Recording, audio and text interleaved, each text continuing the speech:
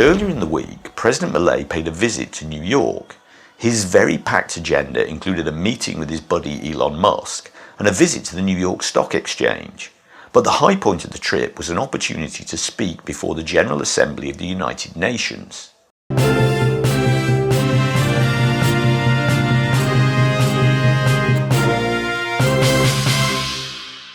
President Milei and his entourage were off on another foreign trip earlier this week, this time to New York. In an eventful few days, Milei gave a speech to the New York Stock Exchange where they let him ring the traditional bell to open business. Then there was a meeting with Elon Musk to continue discussions about investment in Argentina. As usual, this consisted of a lot of smiles and positive words, but still no actual agreements or action. What was billed as the highlight of the trip came on Tuesday with the president's first speech before the United Nations General Assembly. President Milei enjoys the podium and loves giving speeches, but this wasn't his usual adoring audience.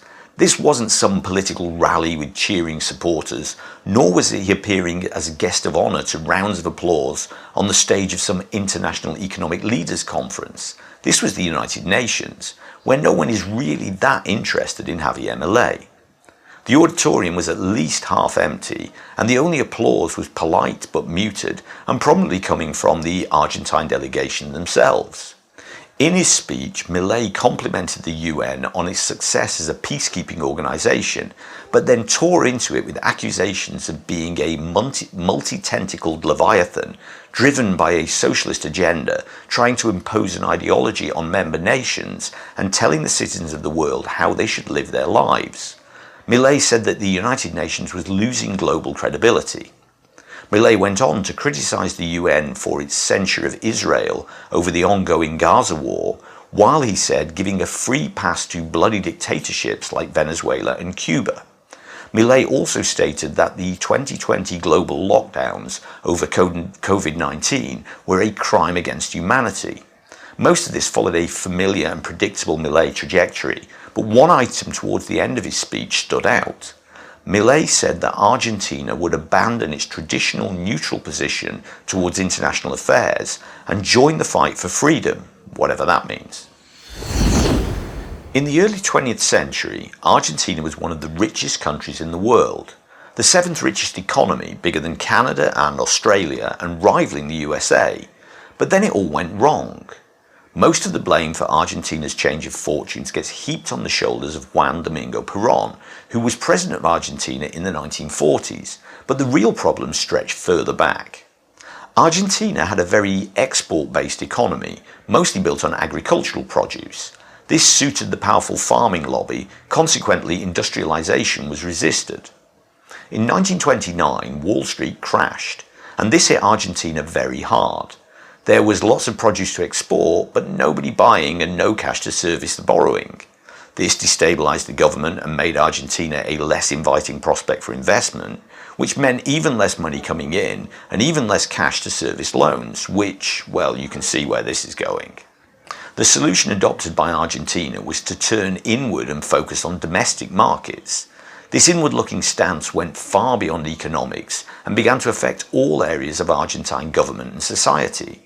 When it came to major international affairs like World War II, for example, Argentina opted to stay out of things, taking a position of neutrality.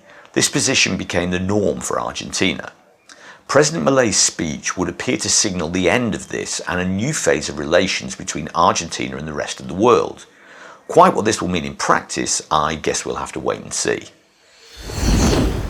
There's a couple of lazy stereotypes about Latin America that seem to pop up again and again.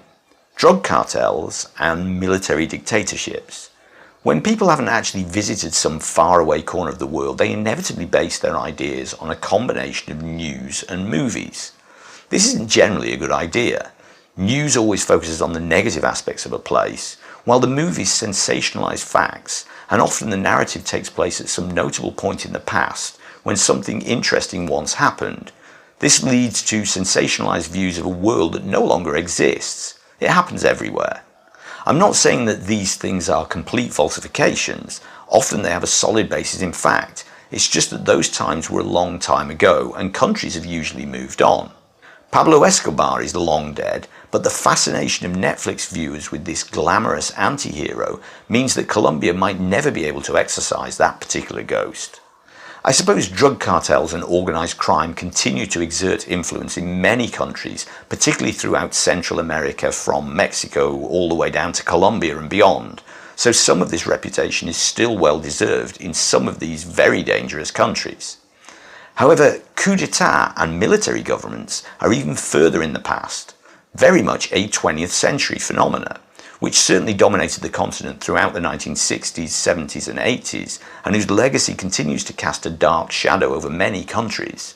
But the days of uniformed generals with lots of medals and big mirrored sunglasses are thankfully long gone, and hopefully will never come back. Nevertheless, that imagery still captures the imagination of lazy foreigners looking for an easy definition of life in Latin America, including Argentina. Having said all this, Milei's government has strong military connections, and the one area of spending for which the country does seem to have money is security and the military, including $200 million for a squadron of second-hand F-16 fighter jets. President Milei's words to the UN amounted to fighting talk. Maybe it's meant as more than just words.